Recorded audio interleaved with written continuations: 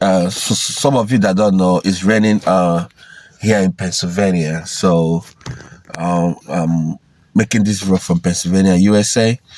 So now in today's video, I'm going to talk about something that I've been working on for the past 2 weeks. I started paying attention to it a month ago. So let's dive into it.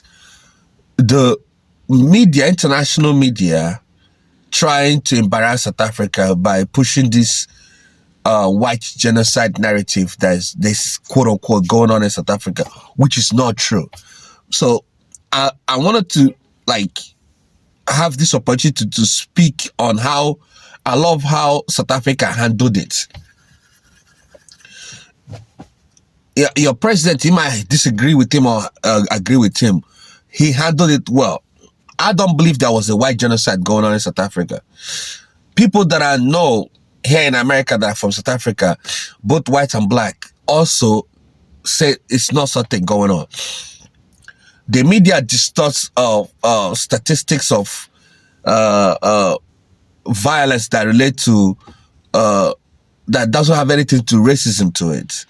They distort the idea that they lie about white genocide. None of those things exist. I know some of you South Africans don't like when somebody like me that is foreigner to talk about something like this. But trust me, I mean, well, it is not coming from a place of disrespect. I think somebody that I'm not going to mention intentionally want to destroy South Africa from within. But you guys, some of you guys don't know it.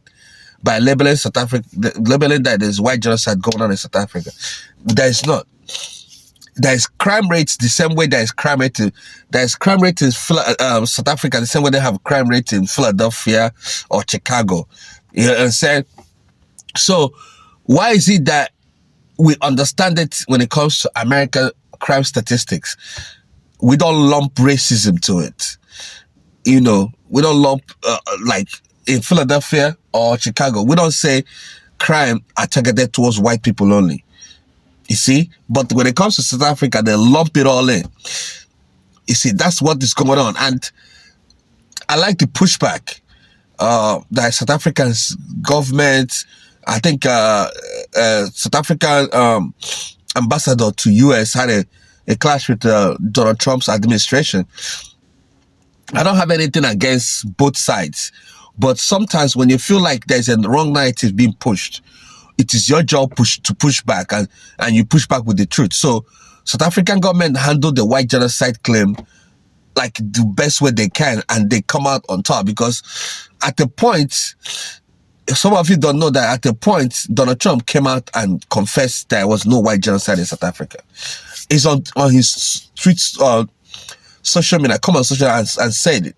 Because what that would have done is to create economic problem so bad that South Africa can't handle it. You see? And so whatever is the South African government, whether you like them or not, pushed back and came out on top. It's one thing to be dealing with problem, no matter how difficult it is, and you're trying to be able to solve that problem. And then another problem that you don't know how to fight it come on, because the problem doesn't exist. You know, there is crime. Crime doesn't discriminate. Crime doesn't discriminate. Yes, there are some few bad apples that did things based racially. It happens in America. It happens anywhere else in the world, right? Where there is no homogeneous society, right? But in the case of South Africa, yes, it's far from it. And a lot of people don't know how united South Africans are. They might have disagreement in one or two things or even more, but the more that unites them is bigger than more that divides them. You know, you can't use the racial dynamic in America to compare to South Africa. You know what I'm saying? People love certain things based on their race in America. But in South Africa, black people love soccer, white people love soccer, rugby, cricket. So there is more in common, the same music, food. So to the most part. So I just want to use this video to give credit to South Africans, how they stood up and defend their country. and pushed away that narrative that there was a white genocide going on in South Africa. That's all this video is all about. I might have started from the angle coming in, but the video is to give you guys credit, because that would have tarnished South African image for a very, very long time. And you guys say, you know, you can keep your aid, you can keep your financial aid, we don't need it, but what you're saying is a lie. That's what it is. You know, I don't want to mention names, but you guys already know who pushed the whole narrative and how your government defended it in the best they can.